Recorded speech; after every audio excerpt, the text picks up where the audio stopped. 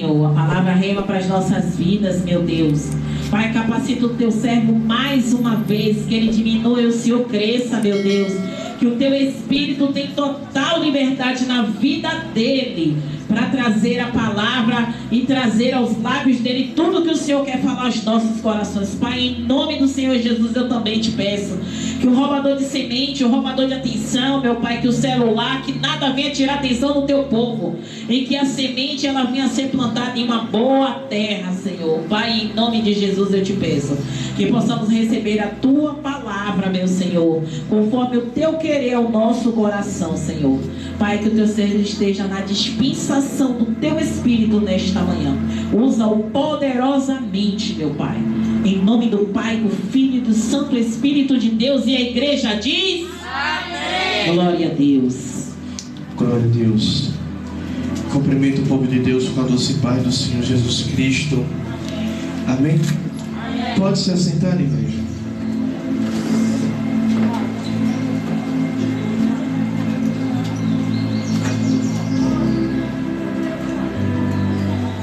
Glória a Deus.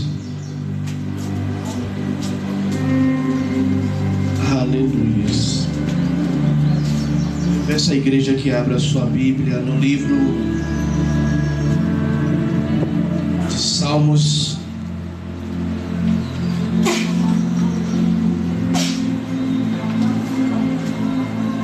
Salmo de número 46.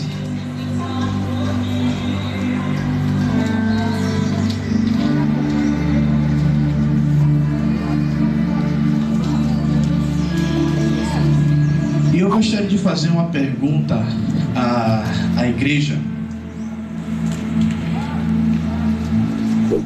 Eu confesso que é uma pergunta tão um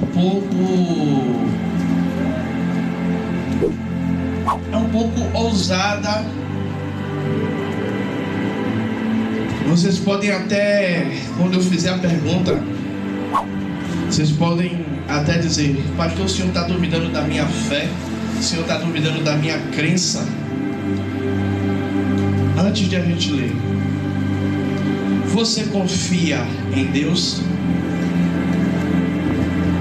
Eu gostaria de ouvir a igreja. Você confia em Deus? Amém. Confia. Todo mundo vai dizer que confia em Deus. Eu gostaria de emendar outra pergunta: até que ponto você confia em Deus? Até que ponto você confia em Deus? Não estou aqui nesta manhã para colocar a fé de ninguém em xeque, em dúvida. Não é esse o objetivo. Salmo de número 46. Vamos ler o primeiro versículo que diz: Deus é o nosso refúgio e força, socorro bem presente na hora, socorro bem presente na tribulação. Versículo de número 7 vai dizer: o Senhor dos exércitos está conosco, o Deus de Jacó é o nosso refúgio. Versículo 11: o Senhor dos exércitos é o socorro, o Senhor dos exércitos é conosco, o Deus de Jacó é o nosso refúgio. Aleluia. Salmo esse escrito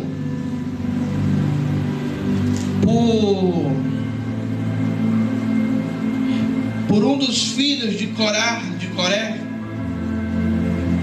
demonstra a sua confiança a Deus, demonstra a sua dependência, demonstra ali um grau de confiança em Deus. Por isso eu fiz a primeira pergunta: você confia em Deus? Porque muitas vezes nós dissemos: eu confio em Deus, mas confiamos em Deus até uma segunda parte, quando algo se levanta contra nós, quando um problema se levanta contra as nossas vidas, e muitas vezes, eu falei aqui que eu não queria colocar a fé de ninguém à prova, mas muitas vezes, missionária, nós mesmos colocamos a nossa fé em prova, porque dizemos: eu confio em Deus, eu acredito em Deus, eu tenho fé em Deus. Mas quando se levanta um problema, quando se levanta uma situação adversa às nossas vidas, fazemos questionamentos: aonde está Deus? Ouvimos questionamentos: aonde está o seu Deus? Cadê o seu Deus agora? Cadê o Senhor agora para me responder? E por isso eu fiz a segunda pergunta: até que ponto você confia em Deus? Porque nós sabemos que Abraão é o pai da fé.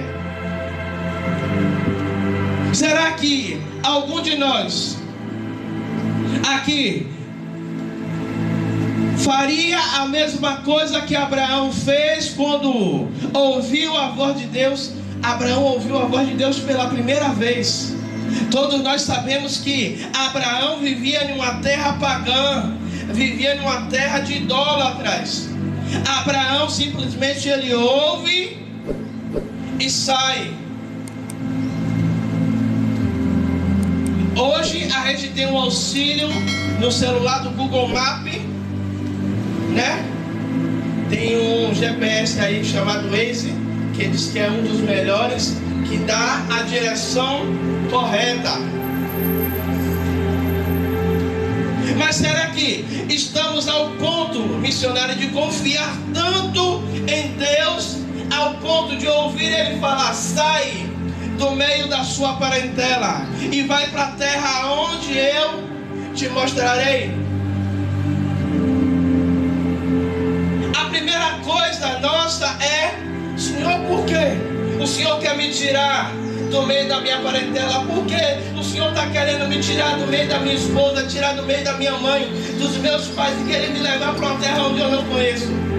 A primeira coisa, nós dizemos: eu confio em Deus, mas quando Ele dá uma ordem, nós não confiamos na ordem que Ele dá. Todo mundo aqui é mãe ou pai. Eu creio que todo mundo aqui já teve um momento de estar dentro da piscina. Breno até hoje ele faz isso comigo.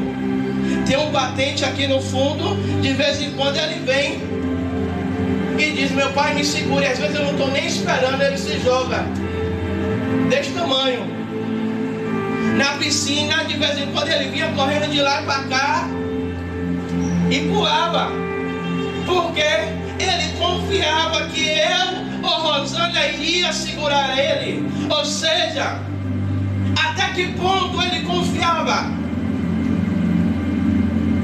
na gente?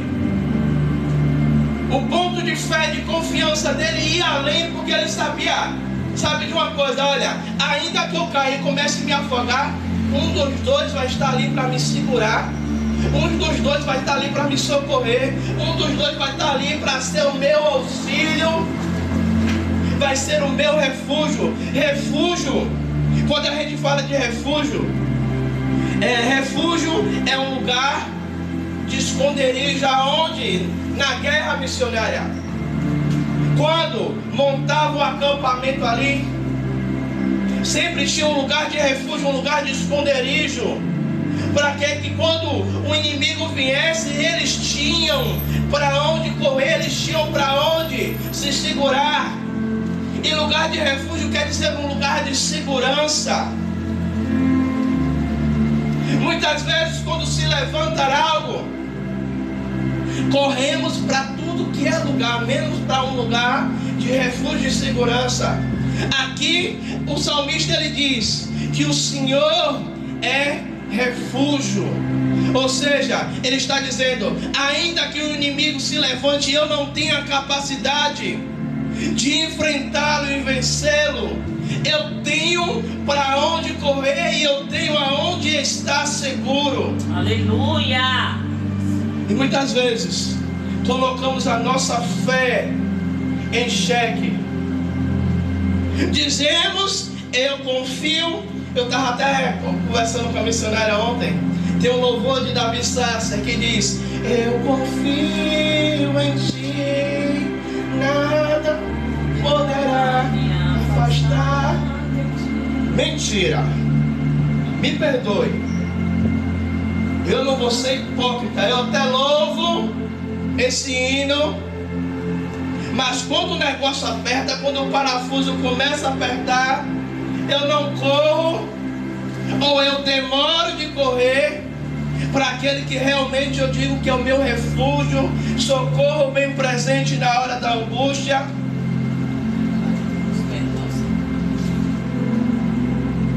É igual o profeta Elias. Era homem temente a Deus, foi homem o suficiente para chegar lá e desafiar todos os profetas, os 450 profetas. Mas quando se levanta, quando Jezabel se levanta para dizer a ele que os deuses entregariam a vida dele na mão dela, qual foi a primeira coisa que o profeta foi fazer? Caiu fora, foi se esconder. Cadê a confiança em Deus? Agora ele teve confiança. Não estou colocando aqui em xeque o ministério do profeta, mas eu estou colocando aqui como homem, como servo. Cadê agora eu dizer, não, se eu orei, Deus respondeu e desceu fogo do céu, do mesmo jeito que ele fez descer fogo do céu, ele vai me livrar da mão de Jezabel.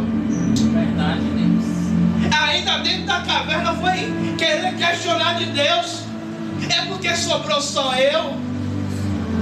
Aí Deus, oh, sabe de nada, inocente. Ainda tem mais 7.000 aí que não se dobrou. Você está tendo, como diz a missionária aí, você está tendo ataque de pelanca. Até onde vai a nossa confiança em Deus? Verdade. A missionária, ela fala uma frase que geralmente, sempre eu estou usando: coloca o pé, que Deus ele coloca o chão. Sabe o que é isso? Eu lendo um estudo uma certa vez, o professor ele fala que em um filme medieval, missionária, o cavaleiro ele vem andando com um mapa e ele chega em uma determinada montanha e no mapa mostrava, igreja, que naquela montanha tinha uma ponte que ligava aquela montanha ao outro lado. Mas quando aquele cavaleiro ele chega, ele olha, não existe nada ligando uma montanha à outra. Só que aquele cavaleiro ele tem uma intuição. Qual a intuição é essa? De começar a colocar o pé. Enquanto ele vai andando, a ponte ela vai aparecendo, e conforme ele vai andando, a ponte vai aparecendo de um lado e a ponte vai sumindo do outro. Com Deus ele não é diferente. Sabe, vai chegar determinado momento de nossas vidas que vamos estar igual esse cavaleiro em uma montanha, em um monte, que os nossos olhos não tem como a gente passar. Mas a gente tem que colocar a nossa fé nele, em crer o quê? Que naquele momento ele vai colocar uma ponte, ele vai colocar um anjo, ele vai fazer algo para a igreja passar. Aleluia. Assim como ele fez com Moisés. Chegou em determinado momento que eu creio que até o próprio Moisés ele começou a questionar dele mesmo: A Bíblia não relata, mas ela nos dá espaço para pensar, para conjecturar. Deus, ele tira o povo do Egito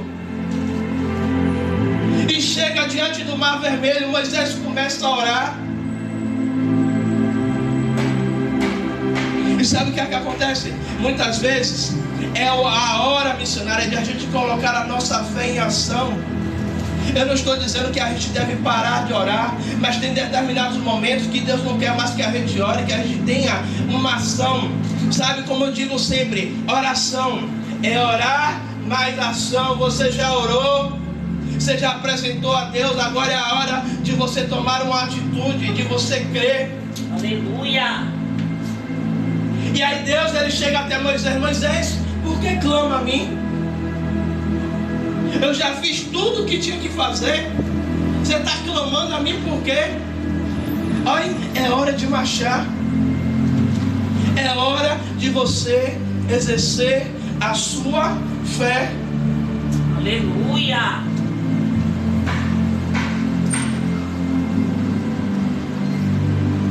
Eu vou repetir as duas perguntas. Eu creio que a ênfase da resposta não será igual ao início. Você confia em Deus?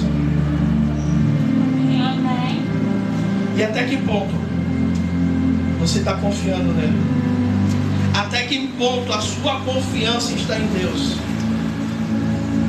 De fazer igual a Breno, de pular na piscina. Dois homens que eu cito na Bíblia, que é Davi e Abraão. Abraão é conhecido como o pai da fé. E Davi eu posso colocar, missionária, como o homem da confiança em Deus. Porque se você pegar Salmo 27, ele vai dizer: o Senhor é a minha luz e a minha salvação, a quem temerei? Ou em outras traduções vai dizer: de quem terei medo? Aí no versículo 4 do mesmo Salmo 27, se eu não me engano, vai dizer: ainda que um exército me cercasse, eu não temerei.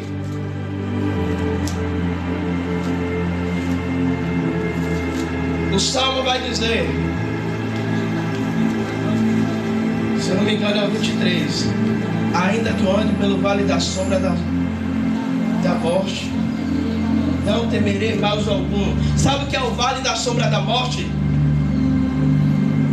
A morte, ela vem, a pessoa morre, acabou. E o vale da sombra da morte é você estar andando e você está vendo a sombra da morte ali, ó, do seu lado a todo tempo, esperando uma oportunidade, né? Que a morte é representada com aquela foice, né? Ali, esperando um momentinho ali para ela passar a foice e dizer: olha, foi-se embora. A sua senha chegou. Aí o salmista vai dizer: ainda que eu ande pelo vale da sombra da morte, eu não temerei. Ele está dizendo: aí, ô morte, você pode até caminhar, pode até fazer sombra aí, pode até perturbar, ainda assim eu não vou ter medo de você. Ainda assim eu não temerei. Ainda assim, sabe, vai ter até um momento que você vai me causar arrepio, mas mesmo assim ainda eu não vou ter medo de você. Eu vou conseguir chegar no objetivo final. Aí o Salmo 121, Davi ele fala: eleva os olhos para o monte, da onde virá o meu socorro. Davi ele faz uma pergunta. Versículo 1 do Salmo 121. Por que Davi fala isso, missionária? Eleva os olhos para o monte, da onde virá o meu socorro. Porque quando Davi fala, eleva os olhos para os montes, todos nós sabemos que Israel virava e mexia Israel, levantava postes de adoração a outros deuses. E quando ele fala isso, eleva os olhos para os montes. Alguns teólogos vão dizer que nos montes de Israel existiam altares a deuses estranhos. E quando Davi fala isso, eleva os olhos para o monte de onde virá meu socorro, Davi ele não está recorrendo a deuses estranhos. Se você pegar o versículo 12, ele vai dizer: o meu socorro vem do Senhor que fez os céus e a terra. Davi mais uma vez ele mostra a sua confiança em Deus. Aleluia. Davi mais uma vez demonstra: olha, a minha fé, a minha dependência em Deus vai mais além do que eu possa imaginar, eu possa pensar. A minha fé em Deus está a quilômetros de distância. E muitas vezes, evangelista, vimos com pensamento assim, ó, quando se levanta algo, nós dissemos logo, questionamos logo de Deus. Aí coloca assim, ó, eu já vi pessoas dizer: eu sou dizimista, sou ofertante, estou na igreja domingo, segunda, terça, quarta de manhã, quinta de noite, domingo de manhã na EBD, participo do culto de manhã, participo do culto de noite, estou no evangelismo, vou para o café solidário, como se isso fosse, missionária, motivo para levante não acontecer na nossa vida. Mas quando Jesus ele diz que no mundo tereis aflições, mas tem de bom ânimo, eu até brinquei que quando a gente aceita Jesus, ou quando a gente começa a caminhada com Jesus, a gente vira para-raio de problema, sabe? Como se tivesse um carimbo em nossa cabeça que se levanta cada coisa. Aí o Senhor coloca de Gênesis a Apocalipse 365 vezes: não temas. E muitas vezes parece que não é o suficiente para nós. Muitas vezes parece que não é o suficiente o Senhor dizer para mim e para você: não temas. É o Senhor dizendo: olha, vão se levantar, vão vir problemas, vão vir tribulações, vai vir perseguição, vai vir injúria, vai vir calúnia, vai vir o diabo a quatro, mas olha, não tema não. Aí o verso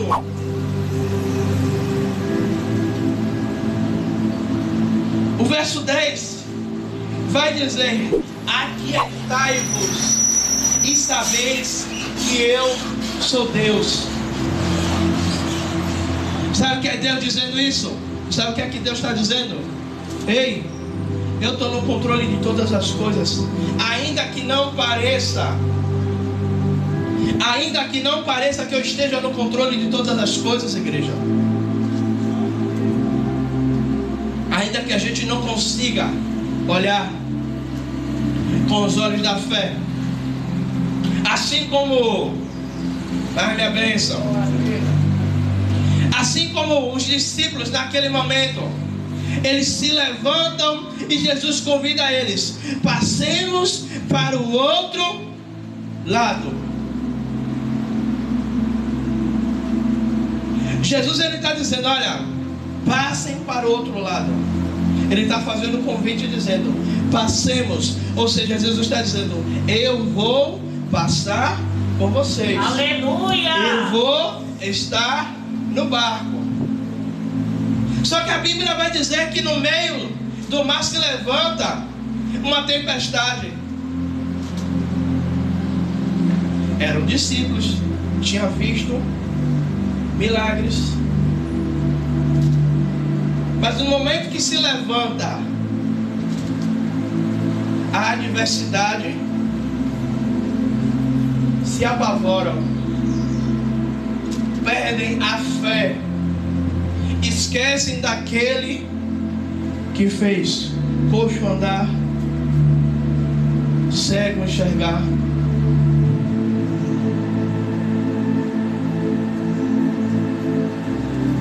E aí Jesus repreende eles: homens de pouca fé, ou homens de pequena fé. E quantas vezes a gente pode até não ter ouvido, mas quantas vezes o Senhor não utilizou essa mesma palavra, essa mesma frase para mim e para você, dizendo: homens e mulheres de pequena fé, dizem que confiam em mim, mas na hora que devem realmente confiar, não confiam. Ou até, muitas vezes, aquele crer duvidando. Sabe? Que quando a missionária de vez em quando gosta de pregar essas peças, vem com a caixa e manda abrir. Você está confiando no que ela está dizendo, mas tem aquela questão, aquela dúvida, que pode ter alguma coisa ali que pode pular e lhe dar um susto. Mas mesmo assim a gente não deixa de abrir a caixa.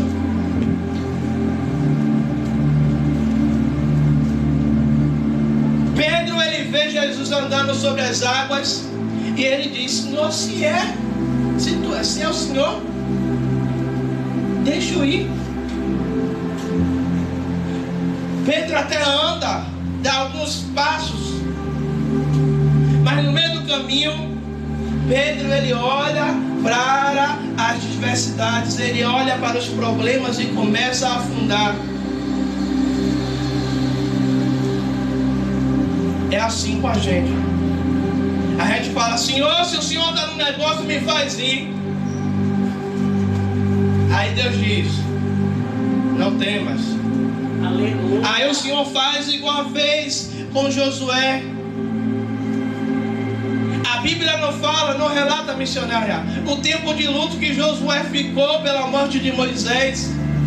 Creio eu, lendo a passagem de Josué 1:9, conjectura minha, que já tinha se passado, sabe, 1 mês ou 2 meses, e Josué ali estagnado, parado. E Deus precisava de uma atitude, precisava que Josué movimentasse o povo para chegar ao destino final, que era a terra prometida. Só que Josué estava ali, simplesmente, olhando, lembrando que ele não tinha mais um referencial. E Deus dizendo: olha, Josué, não olha mais para Moisés não, que Moisés eu já recolhi. Agora coloca a sua visão, não é para a morte de Moisés, não coloca a sua visão para o problema não, coloca a sua visão para aquilo que eu quero fazer. E muitas vezes a gente está parado, está estagnado, não tem, missionária. Deixa eu lhe dizer uma coisa, Deus está me dizendo: eu tenho vitória para o povo, mas sabe por que o povo não está recebendo? É porque está duvidando do que eu posso fazer ainda na vida da igreja. Está parada. Está parado. Cuidado para não dar dengue. Água parada. Está parado, esperando. Será que a igreja está esperando que Deus se faça igual fez com Josué? Não tem mais, não te mandei eu.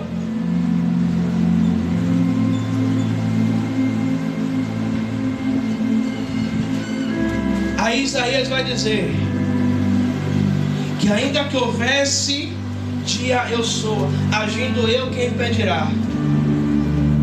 Aí pegamos essa frase final do versículo: agindo eu, quem impedirá? Deus mostrando a sua soberania. Acreditamos na palavra, mas não acreditamos que Ele pode fazer verdadeiramente. Cremos que Ele é o refúgio, que Ele é o socorro, mas corremos muitas vezes por Facebook, Instagram, corremos para o irmão, corremos para fulano, para ciclano, procurando refúgio, mas não procuramos refúgio naquele que pode verdadeiramente me socorrer e te socorrer. A Isaías 41:10 vai dizer: não temas. A Isaías 41:10 no final vai dizer: olha, eu te sustento com a destra da minha direita. É o Senhor dizendo: ei, no meio do problema, no meio da situação, eu ainda estou te segurando, eu ainda estou te sustentando.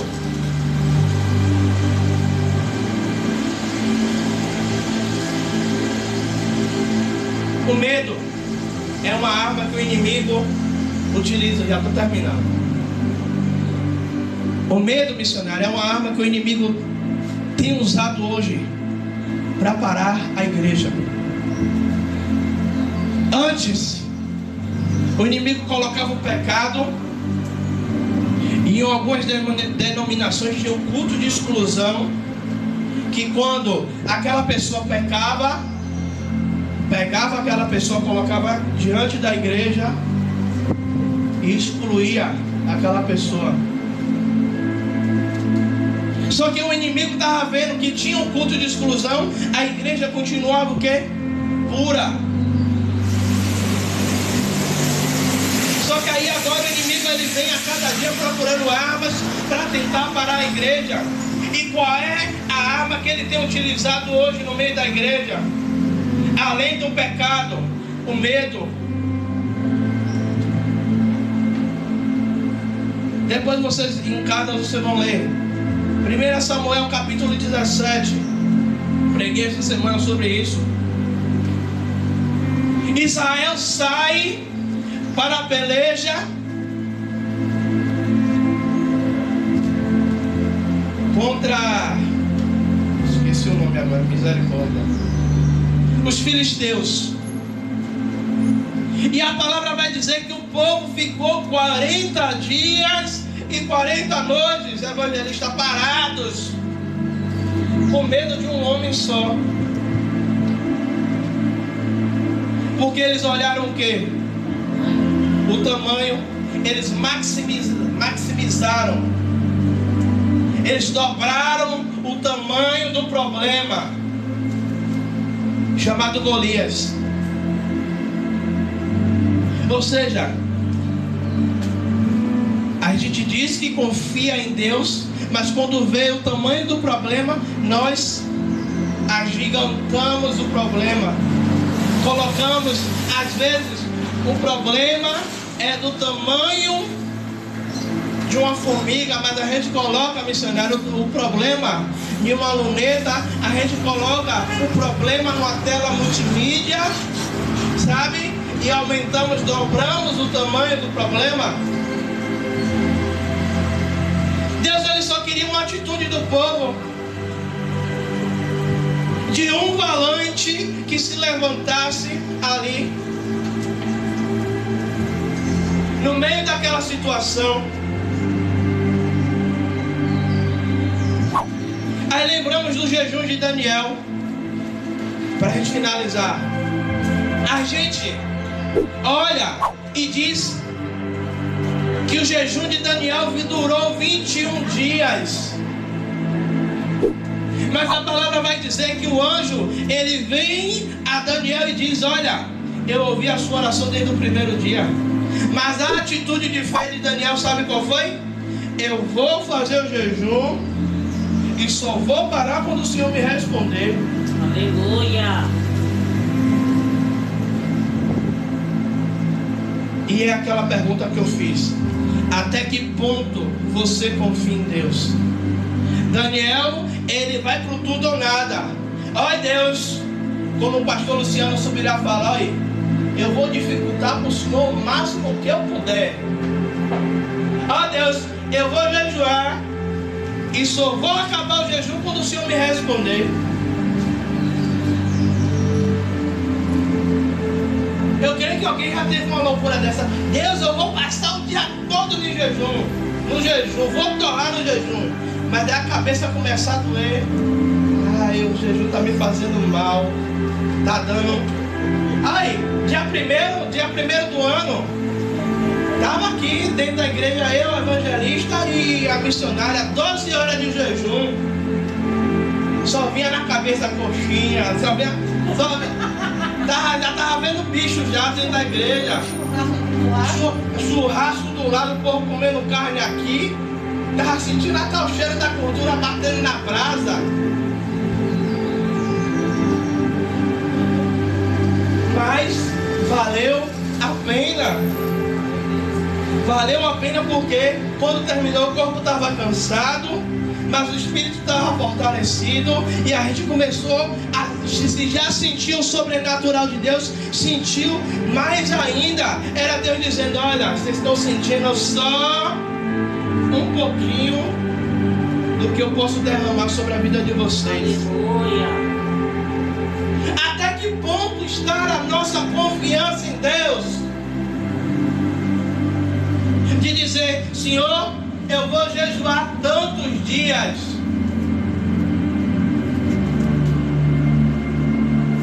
Para o Senhor me dar uma resposta.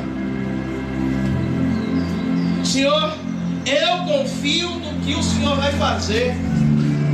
Sabe, tem a atitude de Davi. Ai Deus, ainda que se levante um exército, ainda que se levante o povo todo contra mim, eu vou confiar em Ti. Quando se levanta, a primeira coisa que vem é queremos recuar, querer parar, querer dizer: Senhor, não dá para mim, está difícil, estão se levantando contra mim.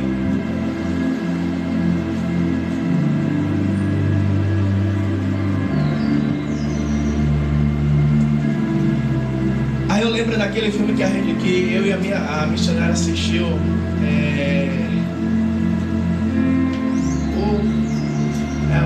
Foi mais recente agora, que o menino cai no lago. Nem é Atitude de Fé, não. Não lembro o nome agora, não. Que o menino fica em coma vários dias. Eu lembro, só não me lembro o nome. Não lembro o nome agora. Não lembro o nome. Só todo mundo já estava com o pensamento ali de que o menino ia empacotar, sabe, prepara o funeral. Só que chega um determinado momento que a mãe do menino fala: olha, chega e diz: olha, eu não quero pensamento negativo aqui. Eu não quero pensamento negativo. Traduzindo aqui para a linguagem do pastor Tiago. Sabe o que é que acontece? Temos força, sabemos do potencial que temos, sabemos a grandeza do Deus que servimos, mas o pensamento negativo ele toma conta. Sabe, eu não posso, não dá. Aí o povo se levanta contra Davi. Rapaz, você é um anão de jardim pequeno, não tem estrutura, nem a armadura está em você. Que arma é que você vai enfrentar Golias? Quais são as armas que você vai apresentar lá a ele?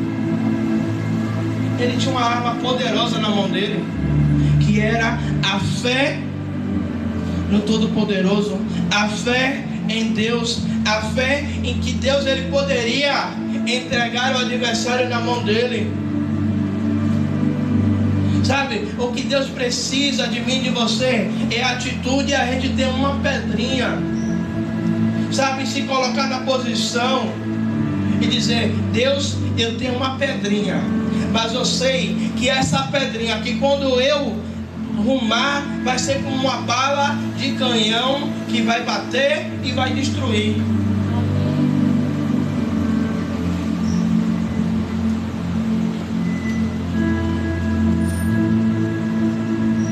Eu estava ouvindo o testemunho, o pastor ele dizendo: rapaz, eu tenho fé que Deus vai me dar uma semente grande hoje.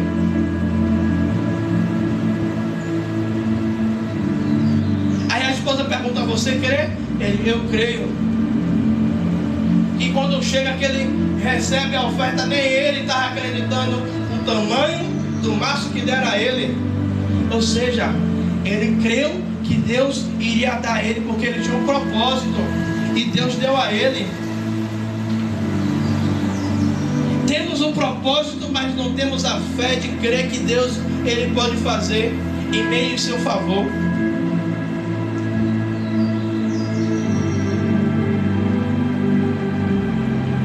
Aleluias. Qual é o ponto que a igreja confia em Deus? Qual é o ponto da sua confiança em Deus? Muitos de nós dizemos que confiamos em Deus,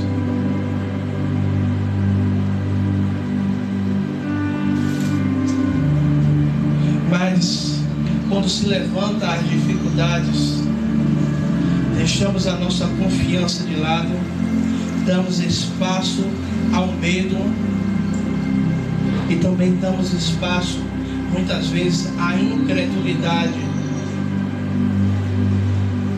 Como se Deus ele não pudesse resolver todas as coisas. Como se Deus ele não pudesse, missionária, num estalar de dedos, ele colocar tudo no lugar. Como se num estalar de dedos ele não pudesse resolver o meu e o seu problema. Amém? Glória a Deus. Vamos orar. Até aqui nos ajudou o Senhor. Aleluia. Aleluia. Glória de Deus. Convida a igreja.